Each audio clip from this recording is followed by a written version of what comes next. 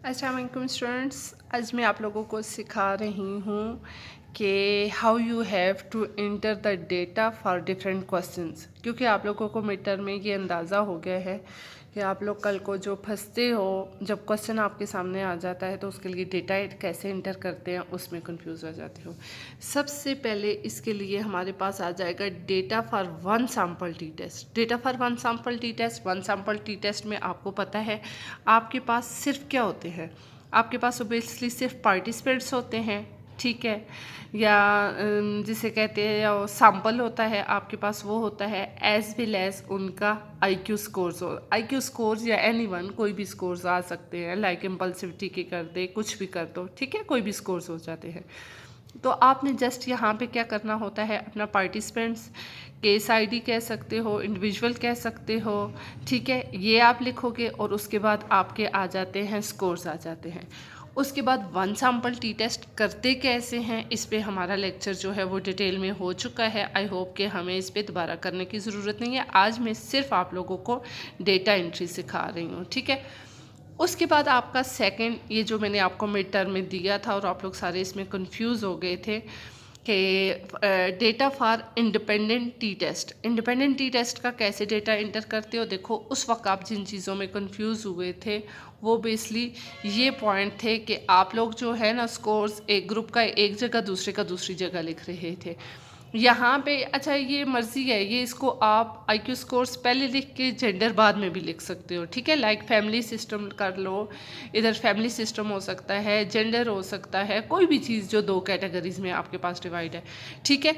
तो ये आप लोगों के पास यहाँ पे देखो, लाइक ये जेंडर आ गई ना, तो यहाँ पे ये आपको नज़र आ रहा है सारा 222, यानी फ़र्ज़ करें हमने मेल को दिया हुआ है या फीमेल को जो भी दिया हुआ है। और उसके बाद हमारे पास क्या आ जाएगा, इंडिपेंडेंट सैम्पल के लिए है, तो यहाँ पे किसी के साथ 2 आएगा और किसी के साथ 1 आएगा, ठीक है। ये देखें हाफ के साथ 1 है और हाफ के साथ हमारे पास 2 है, यानी जेंडर की क्या होगी, नंबरिंग। तो नंबरिंग हम लोग कहाँ पे देते हैं, ठीक है। ये आप लोग को वेरिएबल व्यू में आपने एक जेंडर लिखा, जेंडर के साथ आपने इसको मेल फीमेल दे दिया, ठीक है। दूसरा आपके पास आईक्यू स्कोर्स आ गए, ये आपका वेरिएबल व्यू में। तो डेटा व्यू में आपके पास यहाँ इस तरीके के 2 कॉलम बन जाएंगे, एक में जेंडर आ जाएगा और दूसरे में आईक्यू स्कोर्स। ये तो हो गया आपके पास इंडिपेंडेंट सैम्पल टी टेस्ट के लिए। इसके बाद आगे हम लोग चेक करते हैं पेयर्ड सैम्पल टी टेस्ट के लिए।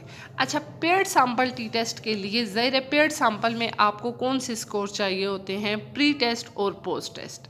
अच्छा, प्री टेस्ट और पोस्ट टेस्ट ये दोनों तो नेसेसरी हैं हमारे लिए, ठीक है।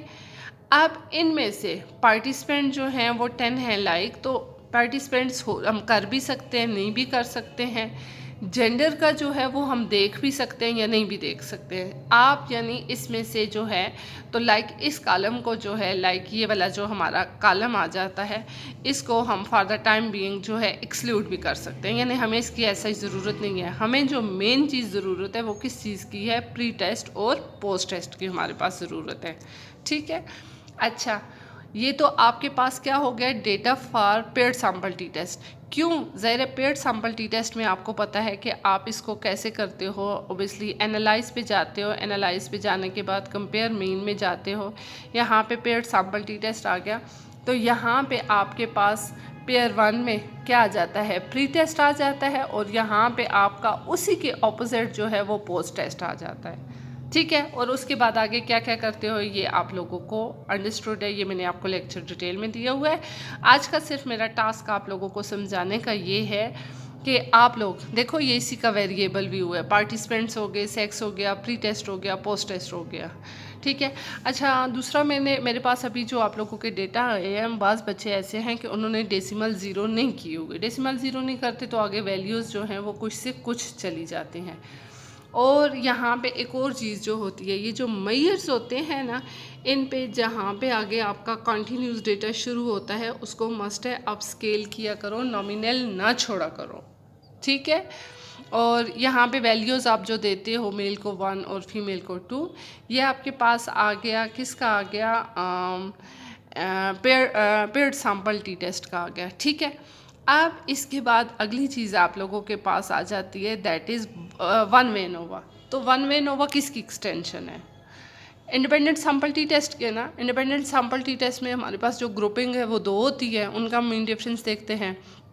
और जो हमारे पास आ जाता है एनोवा आ जाता है, ये आपके पास क्या होती है, आपकी ग्रुपिंग जो है वो मोर देन 2 होती है। तो इसमें सेम जैसे आपका इंडिपेंडेंट का था ना, इसी वे से इसका डेटा आएगा, ठीक है।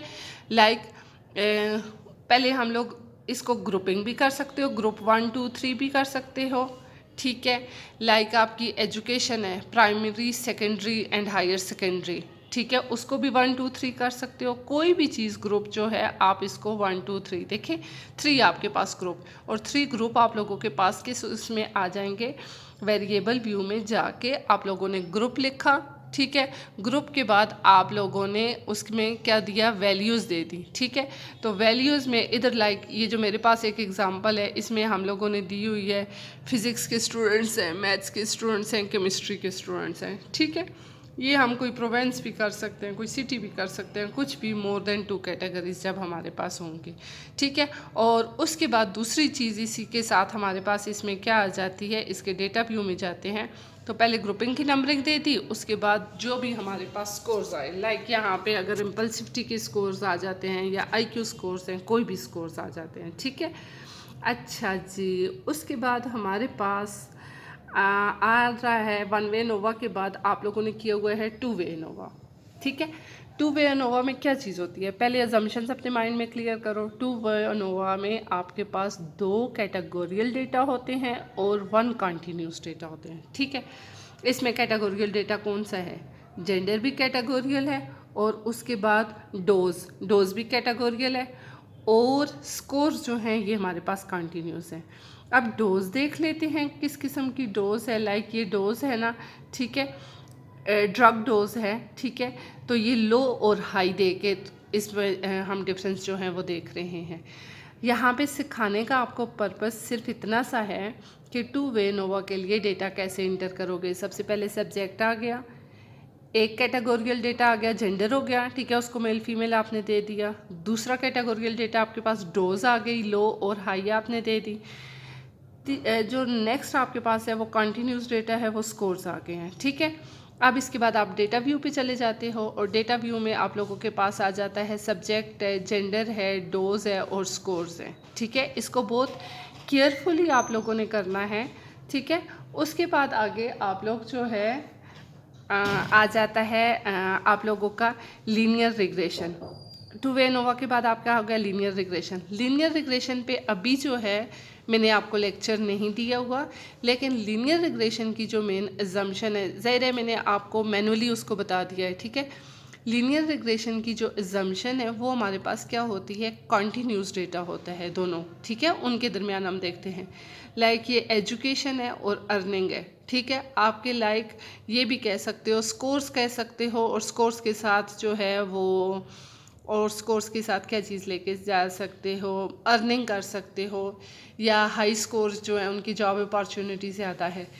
डेटा कैसे इंटर करते हैं, सिर्फ आप लोगों ने ये चीज़ इधर देख लेनी है, ठीक है। वेरिएबल व्यू में जाके इसका देख लो। एजुकेशन हमारे पास आ गई है, इधर हमने कोई वैल्यू इसको नहीं देनी है, और उसके बाद जो है हमारे पास अर्निंग आ गई है, इसको हमने कोई वैल्यू नहीं देनी है, ठीक है। अब इस पे SPSS पे इसे कैसे करोगे, इंशाल्लाह कल मैं आप लोगों को क्लियर कर दूँगी। It is the end of today lecture. With all my best wishes. अल्लाह हाफिज़।